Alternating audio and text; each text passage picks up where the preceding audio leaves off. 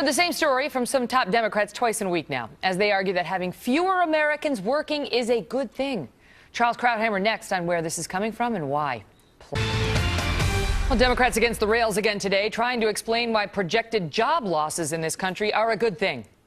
Earlier this week, the nonpartisan CBO, Congressional Budget Office, said Obamacare will lead to about 2 million fewer people being in the workforce, and the White House said this is great. Then yesterday, the CBO announced that the president's proposal to raise the minimum wage in this country to $10.10 an hour will cost about 500,000 jobs, maybe as many as 1 million in 2016, and they're attempting to dismiss that.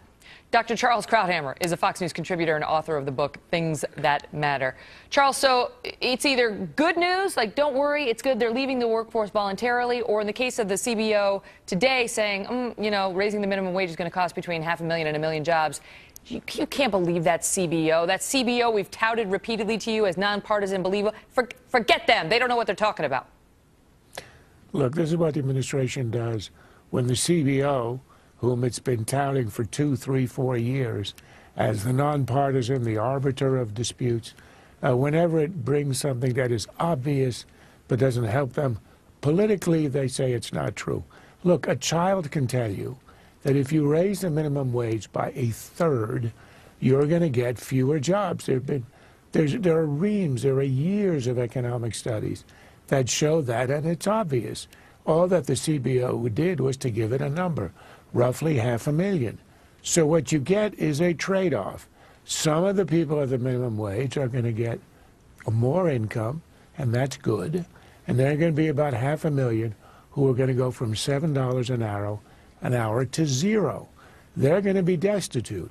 And worse, because more than half the minimum wage earners are people under 25, this is their one chance at opportunity, the first job, to get experience, to get the habit, to get into the workforce, and they're going to lose that leg up on the ladder, the one that Obama always talks about as the ideal that he's trying to construct.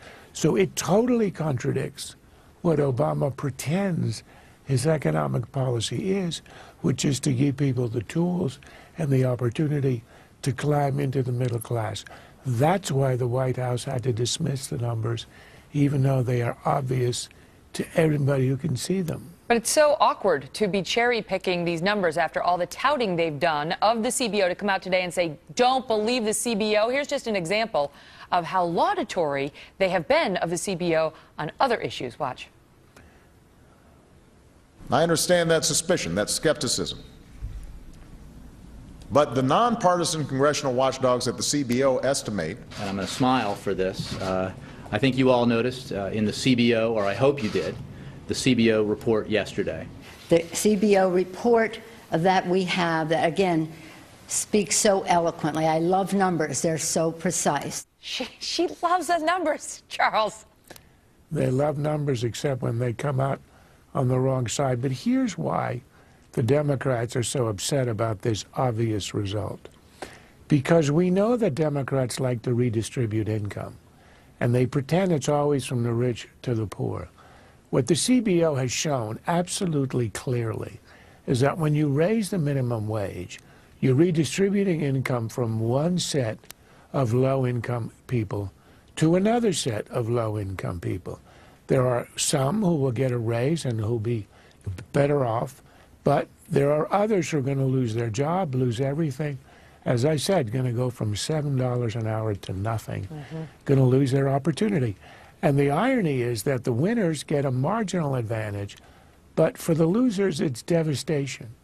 And you don't really think about this administration as sort of robbing the people it says it really wants to help. And that's why they have to run away from these numbers. They maintain other studies have backed them up that this will not happen. They point to an example in New Jersey. Charles, great to see you. Pleasure.